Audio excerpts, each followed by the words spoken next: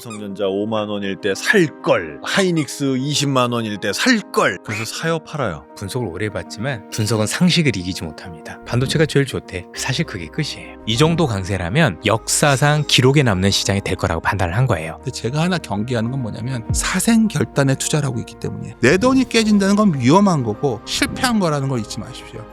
내 주식을 사야 됩니다. 그런 투자가 오히려 우리가 잠을 잘 잘 수 있는 투자가 아닐까. 안녕하세요, 한석준입니다. 지식의 깊이를 2배 더하는 시간, 지식인 초대석 합석. 오늘은 대단한 분을 두 분을 모셨습니다. 이 두 분을 한자리에서 모신 것만으로도 오늘의 얘기가 기대가 됩니다. 먼저 여의도 야전사령관 이선엽 대표, 그리고 여의도 나침반 윤지호 평론가 모셨습니다. 어서 오십시오. 안녕하십니까. 네, 오랜만에 또 뵙습니다. 두 분은 평소에 좀 친하게 지내는 사이십니까? 친하다기보다 굉장히 신뢰하는 분이죠. 존경하는 형님이십니다. 굉장히 용기가 있거든요. 우리 이선엽 대표는. 물론 안전하게 하지만 상당히 과감한 면이 있고 또 아이디어가 좋으니까 저희들 입장에서는 시장에 대해서 균형감을 가져야 되는데 대표님이 계시기 때문에 제가 그 균형감을 유지할 수 있습니다. 이런 어른이 안 계시면 저희들 같은 경우 또 이게 경계선이 무너질 수도 있거든요. 그런 걸 굉장히 잘 잡아주시는 선배님이라 보시면 됩니다. 우리 비슷한 나이인데 뒷방 늙은이 취급하더라고요. 약간 기분이 이상했어요. 자, 그럼 일단 지금 현재 촬영을 하고 있는 이 날짜는 5월 22일 금요일 오후입니다. 며칠 전에 코스피가 8,000을 뚫었고 오늘도 한 7,800 좀 넘었던가요? 그렇게 끝났죠. 이 8,000이라는 숫자를 봤을 때 업계에 계신 분들은 어떤 생각이 드셨나요? 저는 만이라는 숫자가 이렇게 낯설지 않다는 게 매우 신기합니다. 옛날에 만하면 우리는 상상할 수 없는 지수대였어요. 우리 처음에 5,000포인트 얘기했을 때도 사람들 반응이 썰렁했거든요. 제가 일단 만을 들어도 갈 수 있겠구나. 또 요번에 가장 특징적인 거는 우리나라 기업이 역사상 이 정도의 각도로 올라온 건 처음 본 것 같아요. 이것이 영원히 지속될 거라고 저는 생각하지는 않습니다. 저는. 하지만 이런 각도로 올라오는 시장에서 많은 여의도의 소위 애널리스트들을 비판을 받지만 계속해서 TP를 올리는 거는 이익 기반의 상승세이기 때문에 상당히 견고하고 놀랍다. 이것이 제 8,000포인트 보는 입장이고요. 그런 의미에서 본다면 8,000포인트가 뭐 엄청나게 두렵고 이런 정도의 지수대는 아니라고 생각합니다. 저도 뭐 대표님하고 비슷한 생각을 가지고 있지만 저도 낯설 수밖에 없죠. 불과 1년 전을 생각을 해보면 2,000포인트대 왔다 갔던 지수가 사실 4,000만 가도 대단했던 거였거든요. 5,000까지는 아니더라 하더라도. 근데 지금 저도 이제 만이면 굉장히 크게 우리가 지수를 상향한 모습이 아니라 뭐 더 갈 수도 있겠는데 만이면 이제 좀 보수적인 게 아닌가라는 느낌이 들 정도로 뭐 우리 표현으로 좀 간덩이가 부었다고 해야 되나? 그럴 정도로 되고 있는데 지금 말씀을 주셨지만 저도 거기에 동의하는 게 역사상 우리나라도 그렇고 미국도 일부 기업도 그렇겠지만 이렇게 빠르게 그리고 이렇게 큰 규모로 이익이 올라온 적이 없거든요. 뭐 그러면서 저희들이 느끼고 있는 건 뭐냐면 기존에 경험했었던 모든 경험이 사실은 지금 장애물이 돼가고 있는 것 같습니다. 이전에는 한국 시장은 이런 거다라고 해서 비교라는 걸 많이 했는데 사실 그 경험대로 하게 되면 오히려 투자 실패를 하는 되게 당혹스럽기도 하고 되게 어렵기도 하고 그런 것 같습니다. 그러니까 진짜 뉴노멀이라고 불릴 만한 이 새로운 숫자에 좀 적응을 해야 될 텐데 아직도 적응을 못했기 때문일 것 같아요. 그래서 뭔가 아주 약간의 충격만 있으면 지수가 아주 급락하는 모습을 계속해서 보이고 있습니다. 어제도 그랬고요. 오늘은 또 그걸 또 굉장히 빠르게 회복을 했고요. 이렇게 급등하거나 급락하거나 이런 모습을 보이니까 뭐 더 올라갈 거다라고 말하는 사람이 많은데도 새로 들어가기가 무서운 사람들이 있거든요. 이런 현상은 어떻게 생각하십니까? 사실 우리나라 지수가 급등락하는 것은 많이 올라서 비단 그런 것뿐만은 아니라고 보여집니다. 다른 국가들에 비해서 반도체 비중이 높아서 생긴 현상이라고 보여지는데 지금 뭐 누가 보더라도 이 AI와 관련해서 가장 핵심적인 산업이 메모리라는 사업이고 한국은 특이하게도 그 메모리 관련 기업들의 비중이 1, 2, 3위가 메모리입니다. 1위 삼성전자, 하이닉스, 3위가 SK스퀘어인데 SK스퀘어도 사실 하이닉스에 대한 지분 때문에 많이 올린 거라고 보면 일정 부분 반도체를 생산하는 기업은 아니지만 그 범주에 있다고 봐야 되거든요. 그럼 세 기업이 차지한 비중이 절반이 넘으니 사실은 반도체 기업이 급등하게 되면 지수가 급등해 보이는 거고 또 이들 기업이 또 많이 올랐으니까 쉬는 것도 그 정도 쉬어야 되거든요. 그러니까 또 급락처럼 보이는 거고 그래서 아마 한국 주식 역사상 가장 많은 사이트카가 걸린 시장이 아닌가. 그럼에도 지금 진행되고 있는 여러 가지 AI 산업의 어떤 발전상을 놓고 보면 현재 지수대 또는 현재 가격대에서도 사실은 저희들이 볼 때는 파는 쪽보다는 그래도 매수 쪽에 편승하는 게 앞으로 시장을 위해서도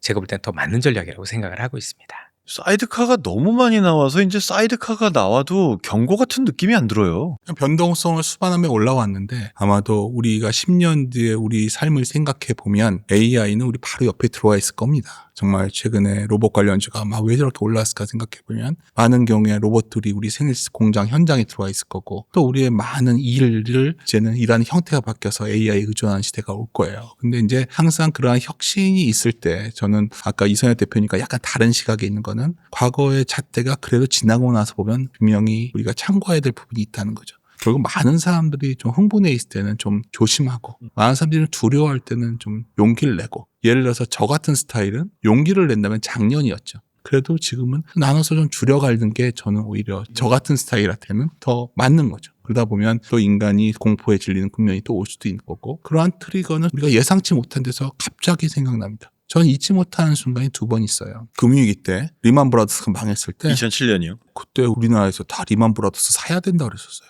이런 찬스가 어디냐. 월가의 기업을 살 수가 있다. 전세가 망하는 거였어요. 그 당시에 버냉키가 연준을 동원해서 결국 힘을 실어주지 않았다면 다 망했겠죠. 그러니까 우리가 미래를 예측할 수 없는 겁니다. 너무나 좋아지고 있는 미래지만 어느 날 갑자기 파괴적 혁신이 나오면 지금까지의 어떤 우리 쌓아왔던 기술의 기업들이 순식간에 도태될 수 있는 거예요. 저희 터보컨트 나왔을 때 참 별것도 아닌데 왜 사람들이 반응했을까? 혹시나 모를 기술 혁신 때문이에요. 우리는 봤거든요. 영화관이 몰락하는 것도 봤고 코닥 필름이 몰락하는 것도 봤고 수많은 혁신 기업들은 그러한 위험을 안고 삽니다. 그렇다 해서 지금 당장 그러한 문제가 있는 건 아니지만 지금은 좀 투자자분들께서 약간 흥분해 있는 것 같아요.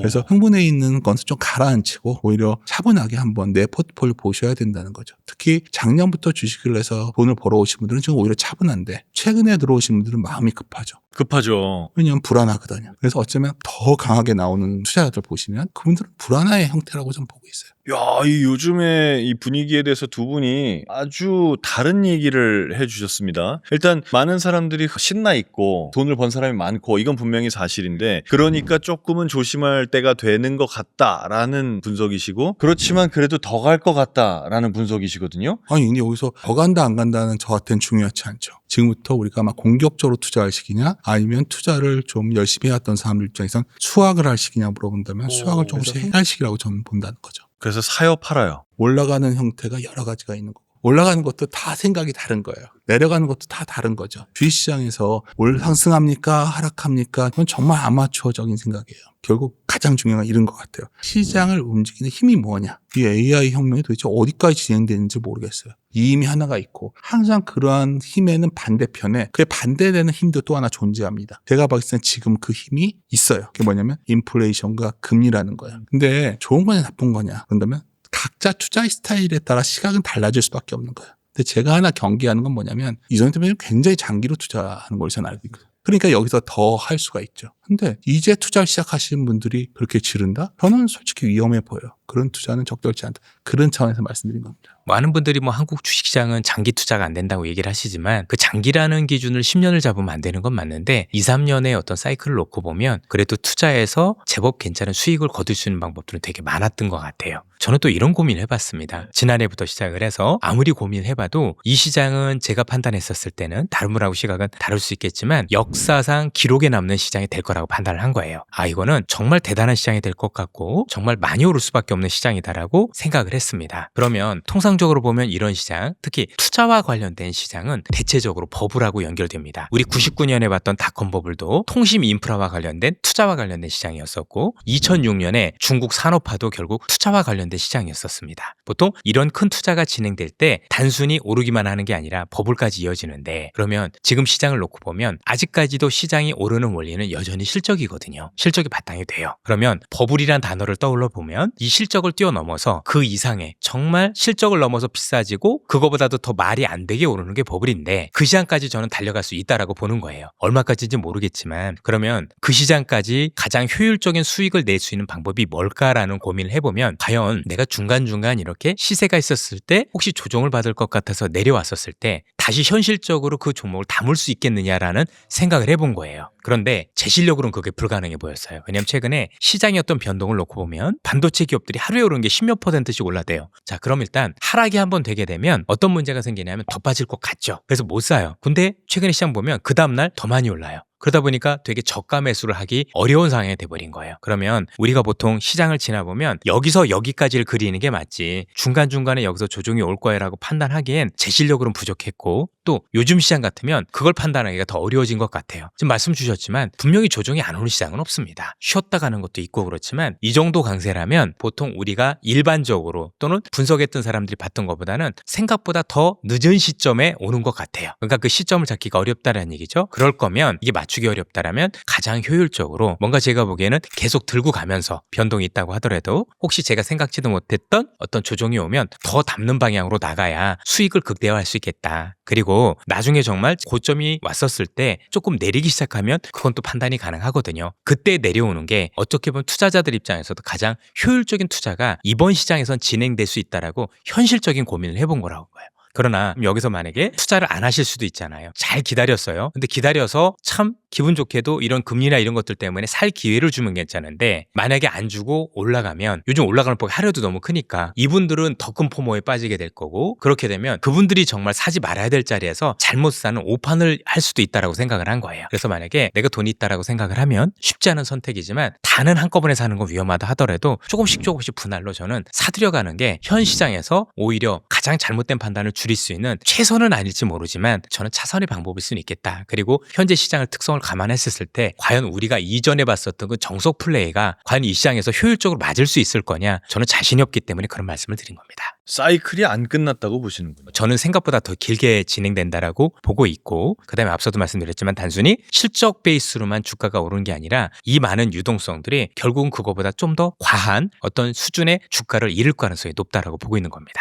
이선엽 대표님께서 하신 말씀 중에 지금 평생 경험하기 힘든 이제 어려운 엄청난 규모의 투자 기회가 온 셈이다 이런 말씀을 하셨고 그래서 올 여름은 휴가도 포기하고 집중적으로 투자 공부를 해야 된다 이렇게 말씀하셨거든요. 올해가 정말 그렇게까지 중요한 시기입니까? 예, 그렇습니다. 왜냐하면 그 시기가 뭔가 단기 변곡점이 될 가능성이 높기 때문입니다. 그러면 효율적으로 시장을 대하기 위해서는 그래도 조금 더 지켜보시면서 대응을 하는 게 보다 효율적인데 만약에 이게 휴가를 가 있었는데 그런 변동성에 휘말리게 되면 사실 휴가 있으면서 뭔가 집중을 하기가 어렵잖아요. 그럼 집중을 잘 못하면 오판할 가능성이 굉장히 높습니다. 굉장히 중요한 분기점이 될 수도 있을 것 같은데 그러면 좀 더 냉정하게 시장을 바라보면서 야 이런 변동에서 내가 정말 더 들고 가야 되는 건지 아니면 여기서 끊어야 되는지 그런 상황이 올 수도 있는 거잖아요. 전체적으로 놓고 보면 그런 오판을 방지하려면 또 지금까지 잘 쌓아놓으신 수익을 어떻게든 추가 수익으로 연결되거나 아니면 이익을 잘 지키기 위해서라도 이번에는 조금 그래도 현업에 계시면서 나름대로 시장을 조금 더 냉철하게 지켜보는 게 좋지 않을까. 왜냐하면 이 시장이 저도 영원할 수는 없다라고 생각을 해요.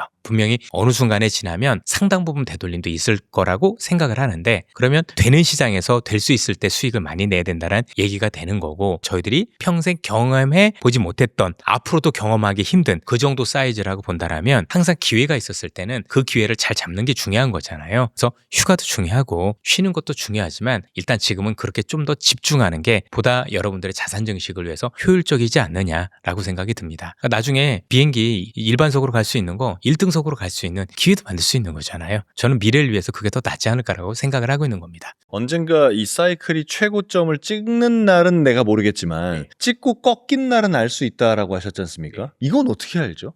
10% 이하 정도 떨어지면 어느 정도 될 수 있는데 이게 뭐 일반적으로 말씀드린 그렇지만 사실 금리가 대부분 모든 것들을 얘기를 해줍니다. 통상적으로 시장이 되게 많이 오르고 나서 그 당시 되게 되면 기준금리라든가 실세금리도 굉장히 높은 수준에 있게 되는데 분명히 그 당시에 뭔가 지수가 많이 오를 때 악재가 나오긴 나와요. 그런데 시장이 워낙 강하기 때문에 사람들이 그 악재에 대해서 둔감해집니다. 특히 올 3월부터 시작을 해서 전쟁 때문에 문제가 있었었고 이 금리 얘기가 또 나오고 있고 여러 가지 악재들 우리는 경험을 하게 됩니다. 그런데 이 경험 속에서 분명히 조정도 오죠. 그런데 지나보니 결국 다 살 기회였다는 걸 나중에 아시게 돼요. 그러면 그 나중에 조금 더 금리가 오르게 되면 이건 진짜 악재인 거잖아요. 피해야 될 악재인데 이 경험 때문에 이 잘못된 경험 때문에 진짜 악재가 터질 때는 아니 뭐 지난번에도 그런 악재 나왔었을 때 결국은 살 기회였어 라고 얘기를 하게 됩니다. 만약에 이 악재가 별 문제가 없다라면 연준은 금리를 내리지 않습니다. 그런데 갑자기 이건 아닌 것 같아라고 금리를 급격하게 한두 번 인하하기 시작하면 그거는 위기가 도래했다는 시그널이 됩니다. 그런데 또 재밌게 그렇게 금리를 내리면 지수가 빠질 것 같은데요. 빠지다 다시 올라옵니다. 전 오히려 금리를 내리는 게 좋은 사인이라고 생각했거든요. 바로 그렇게 생각을 합니다. 연준이 기준금리를 인하할 때 뭘 봐야 되냐면 왜 인하를 하지? 특히 이 인하가 한 번일까 연속성이 있을까를 꼭 고민해 줘야 되는데 한 번이 아니라 연속성이 있다는 위기란 얘기는 6개월 뒤부터 현재 진행되고 있는 위기로 인해서 경제가 침체로 진입할 정도로 위기란 얘기를 미리 알려주는 겁니다. 그럼에도 불구하고 시장에선 이런 사안들을 무시하게 되고 오히려 되사서 그래서 이중천정을 만드는 거거든요. 그래서 연준의 금리 움직임을 먼저 보는 게 제일 중요하다라고 말씀을 드리고 싶고요. 뭐 이게 아니라 혹시 그럼 목에서 먼저 팔면 안 될까? 조금 더 올라갈 수는 있겠지만 추가적인 이익은 포기하기 싶어. 그러면 결국엔 이 시점에서 지금은 이렇게 있지만 시간이 지나서 AI 투자가 훨씬 더 좋아지고 그로 인해 시간을 두고서 미국 경제도 현재보다 나아질 수도 있거든요. 그렇게 되면 금리는 또 올릴 수밖에 없습니다. 그건 흔히 우리에게서 인플레이션이 맞긴 한데 수요견인 인플레이션이라고 해서 좋은 인플레이션 때문에 오르긴 합니다. 그것도 인플레이션이죠. 그런데 연준이 금리를 어느 정도 올리다가 갑자기 스탑을 합니다. 그 얘기는 뭐냐면 이 정도 금리는 시장에 참 제약적입니다 라는 금리거든요. 그러면 최소한 7, 8부 능선은 온 게 맞습니다. 그러면 여기서부터는 천천히 내려오셔도 나중을 지나봤었을 때 섭섭치 않은 수준에서 이익을 실현할 수 있는 방안이 될 수 있습니다. 근데 거의 대부분의 투자자들은 여기서 막판에 굉장히 과하게 들어가고 그때 나오는 현상들이 비이성적 과열이라는 얘기들이 많이 나옵니다. 여기서 포모와 비이성적 과열은 비교를 해줘야 됩니다. 포모는 뭐냐면 내가 지금 주식이 없으면 안 될 것 같은 불안함, 남들은 다 돈을 벌었는데 나는 못 벌었다라는 그런 어떤 소외감, 이런 걸로 인해서 주식을 하게 됩니다. 그런데 그 주식을 하실 때 비이성적이진 않아요. 그래도 좀 싸게 살려고도 하고 이렇게 하거든요. 이건 절대로 꼭지가 아닙니다. 그럼 뭐가 꼭지냐? 근거도 없이 앞으로 시장이 무조건 다 지속될 거라고 강한 믿음이 생깁니다. 그래서 조심하지도 않고 그냥 계속 사기만 한 겁니다. 무조건 사야 돼. 그냥 사는 게 답이야라고 이 사람들이 거의 줄 서서 살 때 그때가 비이성적 과열인데 그때 조심하시면 될 것 같습니다. 그 말씀 그대로라면 지금 연준이 금리를 계속 올리다가 멈춘 상태 아닙니까? 멈춘 상태지만 그렇다고 해서 재차 올려야 되는 상황이 오는 거지 여기서 그냥 바로 끝나는 건 아닙니다. 왜냐하면 지금 올라온 이 금리는 사실상 미국의 경제 구조가 바뀌어서 올린 금리라고 보시면 되고 그동안에 우리가 초저금리가 됐었던 건 앞서 말씀 주셨던 팬데믹이라든가 여러 가지 악재도 있었지만 미국이라는 국가가 지난 50년 동안 있었던 경제 구조가 뭐냐면 미국에서 제조업을 하면 비용이 비싸니까 이 제조업 비용을 낮추기 위해서 세계화라는 이름으로 보다 비용이 싼 지역으로 계속 생산시설을 옮겨왔던 겁니다. 중국으로 움직이고 베트남. 그래서 실세금리가 많이 낮아진 영향들이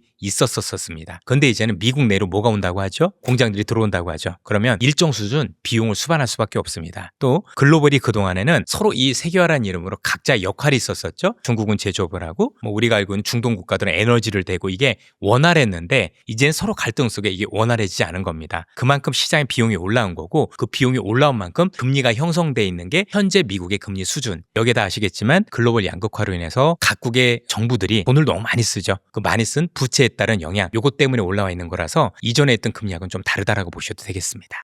지금 아주 안 좋은 상황하고 좋은 상황하고 둘 다 얘기해 주셨는데 어쨌건 종합적으로는 아직은 내릴 때가 아니고 역대급 투자 시기가 2026년에 계속될 거라 지금 좀 더 집중하고 투자하는 걸 지켜봐야 된다라는 말씀을 일리 있는 해주셨어요. 말이죠. 근데 이제 자 보는 프레임들이 있는 겁니다. 그러니까 이번엔 금리가 올라도 이것은 수요층 요인이니까 좋다. 그것도 분명히 일리가 있습니다. 내가 가격을 올리면 그만큼 판가를 전이시켜서 팔면 기업도 좋고 다 좋은 거예요. 지금의 금리 상승이 이게 긍정적인 부분도 물론 있겠죠. 경기가 좋아져서 올라온 부분도 있겠지만 상당히 비용적인 신호를 주는 겁니다. 그리고 더 큰 문제는 뭐냐면 우리가 이렇게까지 낙관적 기대를 하는 거는 사생결단의 투자를 하고 있기 때문이에요. AI의 미래가 다 보이니까 죽기 아니면 살기로 투자를 합니다. 우리가 재작년 같은지 다 미국 주식을 좋아했던 거는 기업에서 번 돈이 있고 투자하고 남은 돈이 꽤 많았기 때문에 주주에게 돌려줄 돈이 많았어요. 우리 너도나도 서학개미 됐던 거 아니겠습니까? 최근에 미국 증시 보시면 하드웨어 기업들은 많이 올라가죠. 반도체 기업들은. 소프트웨어 기업들은 박살났었습니다. 나스닥, 마이크로소프트 같은 거 투자하셨던 분들 다 설레설레 하셨던 거 아닙니까? 본론은 들어가면 왜 금리를 보는 거냐. 연준의 정책도 중요하지만 우리가 금리를 보는 거는 가치의 근원이 현금이기 때문이에요. 많은 분들이 이제 물어봅니다. 저에게. 가치가 무엇이냐. 이 통장이다라는 표현을 써요. 그렇지 않습니까? 만약 사회자님께서 친구의 가게를 인수하고 싶어요. 그 친구가 그 가게가 얼마나 멋있든 미디어에 보도됐든 그게 중요합니까? 장사하고 남는 돈이 통장에 쌓이고 있는 게 제일 궁금하지 않으세요? 그게 바로 가치입니다. 어떤 식당이 10석짜리 자리일 때 계속 현금이 엄청 쌓이고 있었는데 가만 보니까 돈이 될 것 같아서 100석짜리를 만들었어요. 그게 투자입니다. 그렇게 투자했는데 그만큼 돈을 못 번다면 가치가 떨어지는 거예요. 더 중요한 건 100석을 만들 때 내 돈이 아닌 남의 돈이 들어갈 때 이자라는 거는 현금을 갉아먹는 겁니다. 저는 두려운 건 하나예요. 언젠지는 모르겠지만 지금 열심히 이렇게 캐펙스 투자의 기업들이 현재의 기술에 다른 기술이 나올 위험이 하나 있는 거고 이렇게 투자를 했는데 현금을 만들어내는데 상당한 시간이 더 걸린다면 언제까지 시장이 기다려줄까? 더 문제는 그러한 소위 이걸 사주는 주요 하이퍼스케일러 기업들이 영업에서 현금을 OCF라는 거에서 캐펙스 자본 지출을 빼준 나머지가 가치인데 그게 다 마이너스로 돌고 있거든요. 근데 계속해서 돈을 빌려서 한다면 그거는 금리와 연동되는 겁니다. 그래서 금리는 지금 중요한 건 연준의 정책도 중요하지만 금리가 올라갔을 때 비용 코스트 문제가 생기는데 이미 오픈 AI의 투자의 주체인 소프트뱅크가 금리 얼마인 줄 아세요? 소파 플러스 단기금리 플러스 455ppm이에요. 11% 뭐 이 정도 되는 거죠. 14% 되는 데도 있어요. 사채 수준인데요. 근데 지금 사가지고 주가 많이 오를 것 같으니까 신용도 사는 거고 미수도 사는 거잖아요. 그럼 현금을 만드는 문제가 없어요. 현금을 못 번다는 생각이 들면 문제가 되는데 어느 날 이 금리에 부담이 되니까 지금 올해부터 무엇이 빨라지고 있냐면 그게 큰 위험은 아니지만 이자 낳는 소위 타인 자본으로 자본을 조달하기보다는 자기 자본을 조달해야겠다. 상장하자. 오픈 AI가 9월 달에 상장했다고 하는 거 아니겠습니까? 아까 이선엽 대표님이 역시 굉장히 직관적으로 올 여름에 놀러 가지 말라고 하셨을 때 저도 공감을 해. 그런 시나리오가 몰려 있습니다, 지금. 근데 저라면 우리가 점을 맞출 필요 없이 뭐 여기서 망가면 좀 아쉽겠지만 8천, 9천만 나눠서 좀 줄여놓고 오히려 이런 상상 안 해보셨나요? 이렇게까지 오를지 몰랐지만 작년에 삼성전자 저거 이제 답 없다고 할 때 그래도 좋은 기업이 좋은 주가에 와 있을 때 내가 용기를 낸다면 기다려주면 큰 수익이 나는 거죠. 저는 그런 투자가 오히려 우리가 잠을 잘 잘 수 있는 투자가 아닐까. 금리의 중요성에 대해서 좀 더 말을 예. 붙이신다면. 저도 우리 대표님 말씀에 적극 동의하고 제가 생각하는 수요로 인한 금리가 올리는 건 올해가 아니라고 보는 겁니다. 전쟁이 일어났고 그래서 유가가 올라갔고 유가가 오른 게 물가로 올려서 금리가 오른 거기 때문에 비용 쪽에 오르는 게 맞는 금리여서 사실은 시장에 굉장히 안 좋은 게 맞습니다. 이제 관건은 현재 진행되고 있는 이 금리가 비용 측면에 즉 유가 문제로 인해서 지속될 거냐 아닐 거냐가 전 되게 중요하다라고 보는 건데 그냥 쉽게 얘기하면 이제 호르무즈 해협에 대한 봉쇄가 훨씬 더 길어지고 우리가 생각지도 못했던 방향 예를 들어서 지금 호르무즈 해협 봉쇄가 길어지면 제일 문제가 되는 게 뭐냐면 다음 달부터는 각국의 원유 재고가 굉장히 급격하게 떨어지게 됩니다. 그러면 이 원유 재고를 채우기 위해서 사실 가수요가 발생을 하게 되고 그로 인해서 유가가 현 단계보다도 굉장히 크게 오를 수 있는 그런 여지가 있거든요. 이렇게 되면 단순히 물가가 오르는 것뿐만이 아니라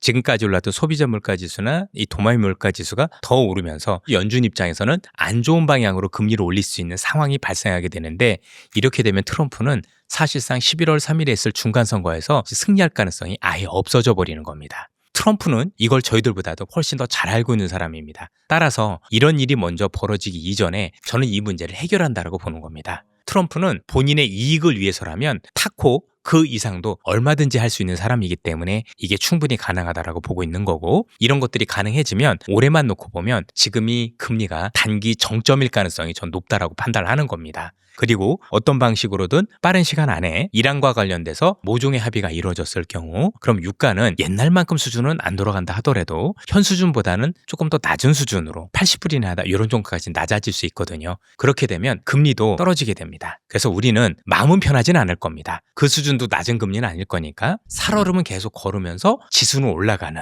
그런 모습을 좀 보게 되지 않을까. 근데 되게 웃긴 게 뭐냐면 많은 사람들은 그 살얼음에 더 초점을 맞춥니다. 여전히 금리. 그런데 기업의 실적은 더 많이 좋아질 거거든요. 이 금리라는 이 불편함 때문에 내가 과감해지지 못하고 있다가 계속 또 주가가 올라가게 되면 사람들은 내가 금리 또 신경 쓰다가 이런 걸 놓쳤어. 그래서 또 뒤늦게 이게 올라올 수도 있다라고 보는 겁니다. 제가 이번에 미중 정상회담을 유심히 본 이유가 있습니다. 이번에 트럼프가 미중 정상회담에 갔었을 때 당연히 목적은 중간선거에서 이기기 위한 여러 가지 포석들을 하기 위함이겠죠. 여러 가지가 있겠죠. 우리가 생각하는 보잉도 있을 거고 그거보다 더 중요한 건 누가 보더라도 호르무즈 해협 봉쇄를 어떻게 풀 거냐가 열쇠였을 겁니다. 그리고 아마도 트럼프는 이와 관련해서 중국의 역할을 많은 기대를 했을 겁니다. 그동안 안 간다고 했었던 젠소란까지 불러들인 겁니다. 그래서 이 GPU라는 H200이라는 걸 주면 참 큰 선물을 줬기 때문에 우리가 알고는 중국이 이란을 좀 움직여주지 않을까. 왜? 현재 이란산 원유의 거의 80% 이상을 중국이 수입해주고 있거든요. 중국은 어떤 식으로든 이란을 설득할 수 있는 유일한 국가가 됩니다. 그런데 중국은 이 카드를 받지 않았습니다. 더 큰 카드를 요구했습니다. 그 카드는 대만이었습니다.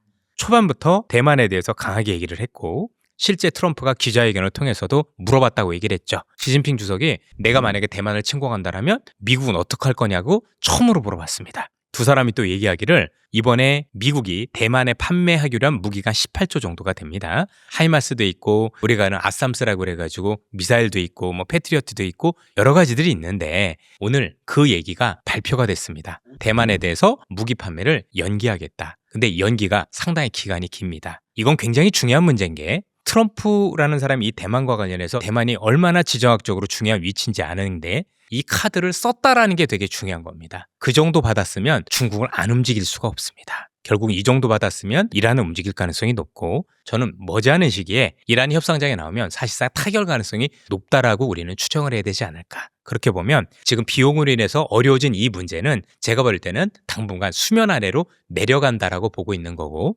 이런 상황 속에서 트럼프가 11월에 중간선거에서 더 좋은 위치가 되려면 경제가 지금보다 좋아져야 됩니다. 그럼 올 연말 기준으로 경제가 조금씩 좋아진다라고 하면 내년에 올리는 금리는 비용 쪽에 대한 금리라기보다는 수요 쪽에 대한 요인으로 금리를 조금씩 올릴 수 있는 가능성에 대해서 저는 얘기를 하고 있는 거고 그때부터 올라가는 금리가 절대금리 수준이 높아지면 그때 위험하지 않겠느냐라고 일단은 시나리오를 짜고 있는 상황이라고 말씀드리고 싶습니다.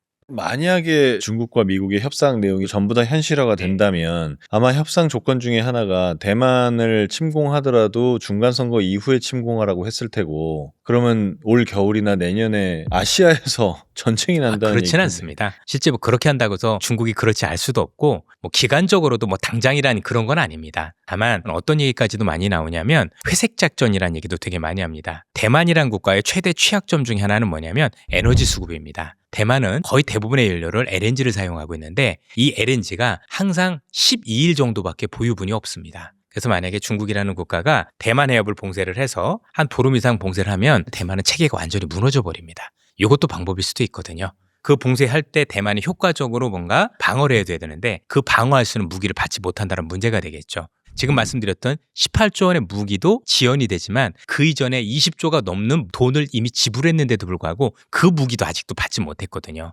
그래서 대만은 앞으로도 중국과 관해서 효과적으로 뭔가 상륙작전에 대비하거나 아니면 중국과의 어떤 여러 가지 갈등 속에서 자기를 방어할 수 있는 수단을 자꾸 확보를 해야 되는데 이런 점들이 늦어지는 거예요. 늦어졌을 경우는 왜냐면 중국이 대만을 조금 더 압박하게 더 좋은 카드가 될 수도 있다라고 지금 시장에서는 보고 있는 거고요. 이게 국제전략연구소에서도 이런 발표를 지속적으로 해주고 있었고 실제 2023년에 워게임이라는 걸 미국에서 발표를 했죠. 대만과 관련해서 이런 시나리오들이 그려지고 있습니다라는 걸 자세하게 한번 보시면 제가 말씀드린 이런 내용들이 나와 있습니다. 따라서 이번에 만약에 그렇게 된다면 호르무즈 해협은 풀릴 수 있고 그래서 단기적으로 금리와 관련된 비용 상승과 관련된 이런 이슈는 좀 수면 아래로 내려가겠으나 국제 지정학적 입장에서는 또 다른 새로운 큰 파장이 시작되고 있을 가능성도 배제할 수 없어 보입니다. 이렇게 거시적이고 국제적인 안목에서 중요한 얘기들 하다가 제가 또 아마추어답게 아주 미시적이고 지엽적인 걸 또 한번 여쭤보겠습니다. 주식을 정말 아예 모르는 사람들은 아니 삼성전자가 제일 좋은 회사인 줄 알았더니 하이닉스가 더 비싸네? 그럼 하이닉스가 더 좋은 회사야?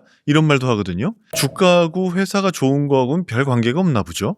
시가총액이랑 주가는 같은 개념이죠. 그냥 절대적인 크기고요. 흔히 이제 이러한 비슷한 기업들을 비교할 때 쓰는 방법이 멀티플이라는 방법이 있어요. 이런 거예요. 30평짜리 아파트가 15억이에요. 내 집이 40평이에요. 내 집은 20억일 거야. 이렇게 같이 비교해보는 평가가 멀티플이라는 PER이라는 방법이 있어요. 근데 이렇게 생각하면 어떠실까요? 저 한강변에 있는 거는 30평짜리는 한강이 바라보고 있고요. 내 거는 저 산을 바라보고 있어요. 비교가 가능할까요?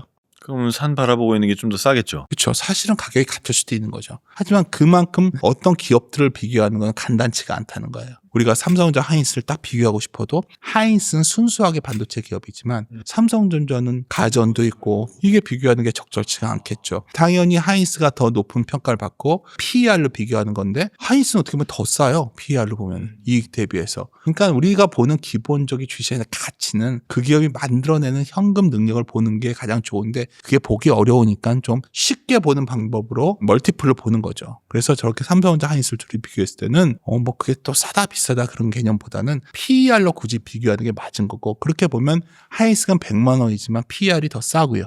삼성전자는 20만 원으로 싸 보이지만 PER은 더 높습니다. 주가를 가지고도 회사의 좋고 나쁘고를 말할 수는 없는 거네요. 저 아파트 비교해보면 너무 자명하잖아요. 어떻게 기업들을 동일하게 비교할 수가 있죠? 많이 달라요. 그럼 또 이럴 수가 있죠. 마이크론 테크놀로지와 하이닉스와 삼성전자를 비교한다. 근데 이 미국과 한국의 가장 큰 차이가 뭐죠? 세금이 다르잖아요. 그러면 이 세 개 기업의 PEI라는 걸 비교할 때는 이 두 나라의 세금과 미국인 달라요. 이게 비교하는 게 맞나요?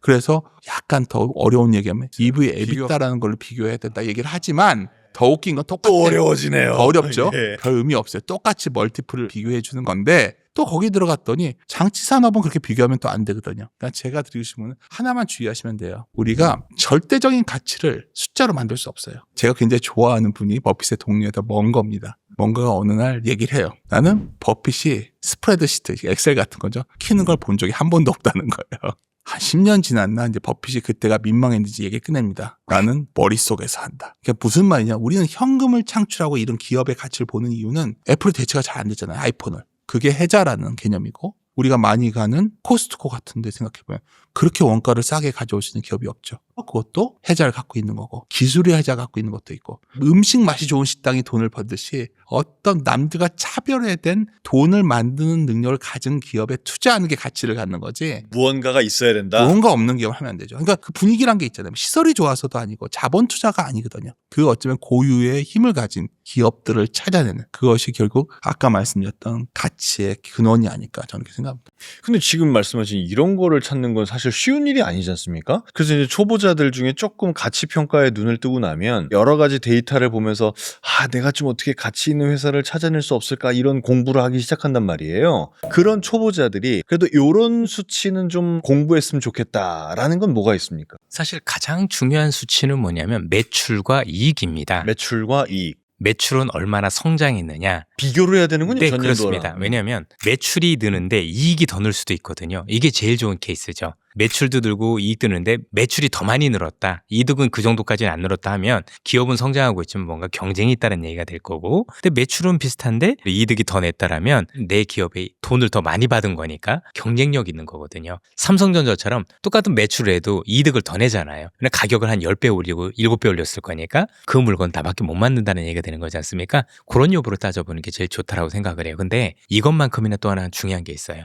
시장이 무엇을 바라보는지 보는 것도 되게 중요해요. 예를 들어서 시장의 실적을 보느냐 성장을 보느냐 아직까지는 그래도 시장의 실적이라는 걸 되게 중요시 여기지만 또 어떤 시장은 실적이 안 나오는데 성장만 보는 시장이 있어요. 우리가 2차 전지 때 그런 경험을 했죠. 근데 어쨌든 그 기업들이 나중에 결과는 안 좋았지만 그 당시엔 또 10배가 넘는 큰 수익을 보기도 했잖아요. 시장이 무엇을 보는지 나도 그 시장과 같은 것을 봐야 동일시해야 돈을 벌 수 있는 기회도 생기는 거예요. 다만 성장을 볼 때는 실적이 없는 걸 감안을 해서 매매 방법을 달리할 필요가 있는 거고 또 실적이 있을 땐 실적에 따른 매매 방법이 다르는 거니까 그런 것들을 또 감안해야 되지 않을까 싶습니다. 그리고 아까 대표님께서 말씀 주신 것 중에 전 굉장히 중요한 게 있는 게 이번에 삼성전자 하이닉스가 저도 그 차이라고 생각을 했어요. 왜냐하면 지금은 누가 뭐래도 메모리가 AI에 대한 성능을 결정하다 보니 순수하게 메모리 비중이 높은 기업이 더 주가가 좋았던 거예요. 이쪽은 보니까 메모리도 있고 여러 가지가 있다 보니 사실 그쪽보다 더 점수를 주기는 덜했을 거란 얘기인 거죠. 또 나중에 반대가 되면 뭐 스마트폰이 훨씬 더 보면 또 하이닉스는 또 스마트폰이 없잖아요.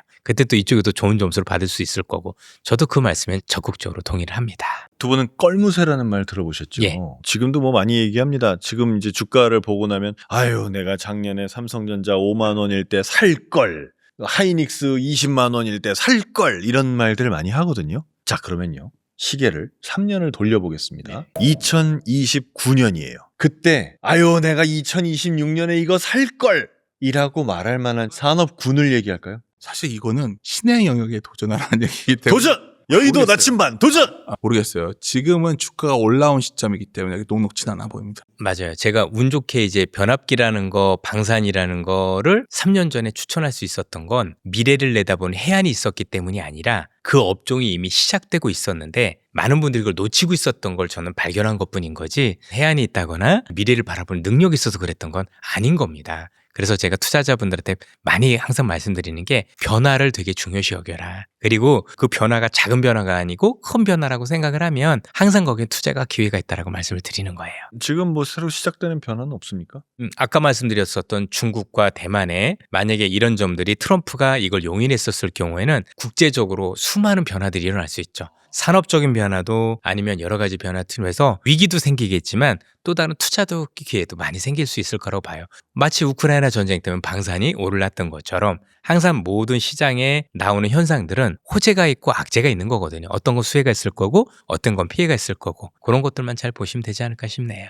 이게 만약에 지금 시점에 초보 투자자가 주식 투자에 1,000만 원을 쓰겠다라고 말을 한다면 포트폴리오를 어떻게 짜는 게 좋을까요? 지수 사야겠죠. 초보자는. 지수라면 ETF를 말씀하시는 겁니까? 지수를 보시면서 시장 자체에 대한 어떤 익숙함을 느껴야 되는 거고요. 그 과정에서 이 주식이 어디가 지금 좋아지고 있는 산업이 보인다면 그때 정말 좋은 기업이 보였는데 이게 어느 날 시장 전체적인 다른 문제로 해서 좀 좋은 주가로 내려와 있다면 그럴 때는 뭐 일부 ETF를 청산해서라도 그걸 사는 방법이 낫겠죠. 그럼 질문하시겠죠. 초보자는 언제 시작해야 되냐면 그래서 이렇게 좋을 때 시작하시면 안 되고요. 불황기에 주식을 사야 됩니다. 그래야 초보자가 차분하게 시장의 변화에 적응하지 흥분된 상태에서 들어오면 만만치 않은데 놀랍게도 많은 경우에 초보자는 이럴 때 들어왔다가 상당히 안 좋은 기업을 갖고 떠나죠. 그것만 피하시더라도 낫지 않을까.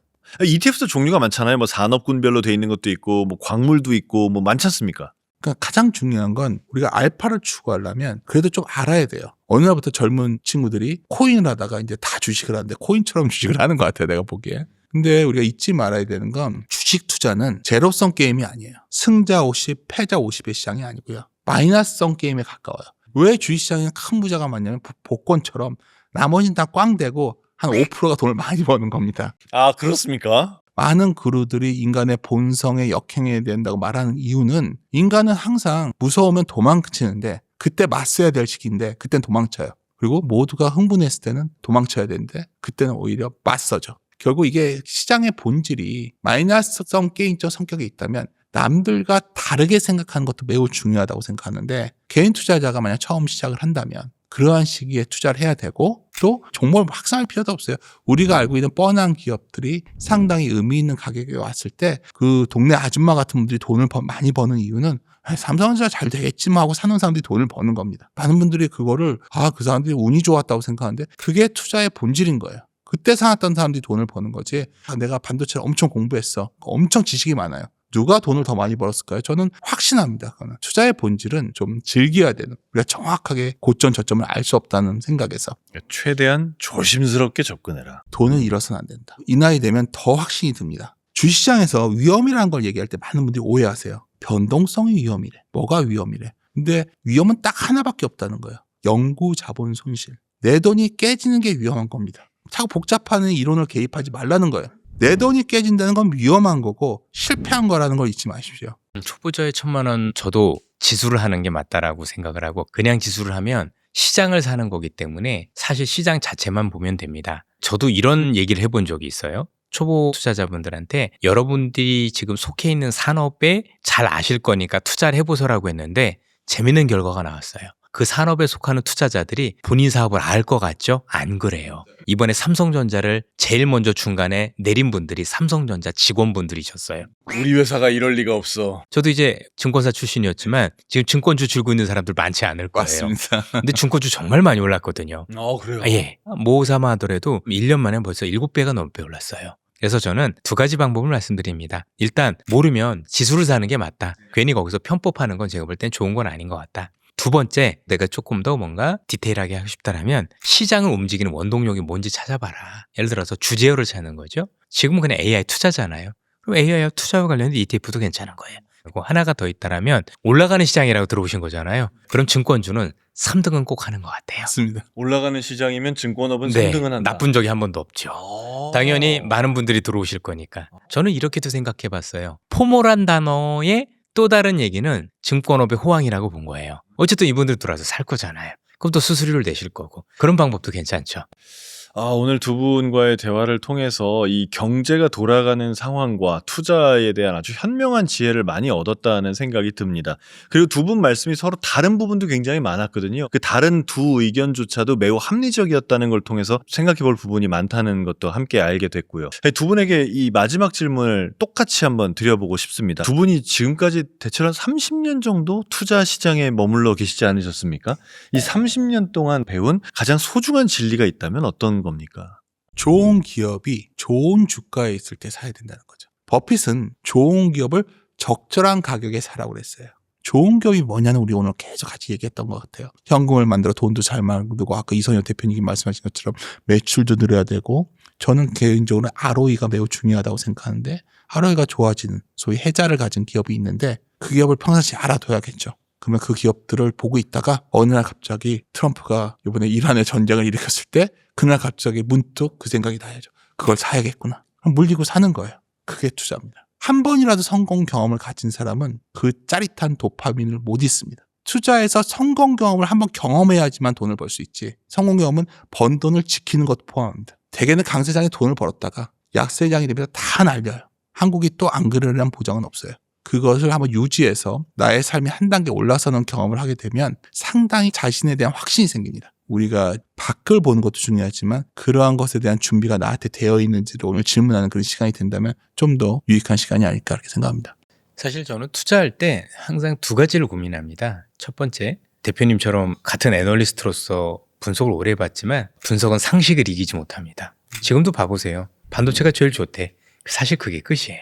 99년에도 그랬었던 게 그때도 통신 인프라였는데 SK텔레콤 하나 들고 있는 사람이 제일 돈을 많이 벌었어요. 투자자분들께서는 오히려 상식적으로 생각하시면 그리고 단순해지면 조금 더 돈을 벌 수 있는 기회가 많아진다는 게 첫 번째고요. 두 번째는 정보에 빠르기는 이제 진짜 중요한 시대가 아니에요. 아까 얘기했던 변압기도 3년이나 올랐잖아요. 우리가 알던 방산도 2년 넘게 올랐고 반도체도 한두 달 오르는 게 아니지 않습니까? 조금 늦게 알아도 돼요. 그럼 뭘 아는 게 중요한 거냐? 깊이를 아는 게 되게 중요해요. 그 공부는 해보실 수 있거든요. 내가 특정 기업을 고르는 건 몰라도 오르고 있는 기업이 뭔지는 아실 거잖아요. 그럼 그것만 잡고 산업부터 공부해보면 요즘 자료들이 많아서 그렇게 어렵지 않아요. 그 깊이를 가지고 굉장히 길게 들고 갈 수 있는 안목이 많이 생깁니다. 괜히 매일 증권방송 보면서 오늘 뭐 걸렸어요, 내 걸렸어요. 아무 의미 없는 거거든요. 저는 시세도 하루에 2번밖에 안 봐요. 그런데 수익 내는데 전혀 지장이 있었던 적이 없어요. 큰 그림만 봐서 계속 보면 될 걸 가지고 굳이 뭐 그걸 가지고 신경을 쓰고 있느냐는 얘기입니다. 내가 시세를 자주 안 보고도 수익을 낼 수 있는 방법론으로 가시는 게 맞다고 보여져요. 저는 이게 중요하지 않을까 싶습니다. 자, 오늘 이렇게 두 분과의 대화, 8000 시대, 어떻게 보면 새로운 뉴 노멀이 될지 아니면 정말 잠깐 찍고 내려가는 시대가 될지 모르겠는 이 시기에 두 분과의 대화를 통해서 여러분의 투자의 길에 새로운 생각, 새로운 아이디어를 불어넣어 줄 수 있는 그런 시간이 됐길 진심으로 바랍니다. 저도 오늘 깨달은 게 너무 많아서요. 이 내용을 좀 정리를 하고 저의 전략들을 수정을 좀 해봐야 될 것 같습니다. 오늘도 끝까지 시청해 주셔서 감사합니다.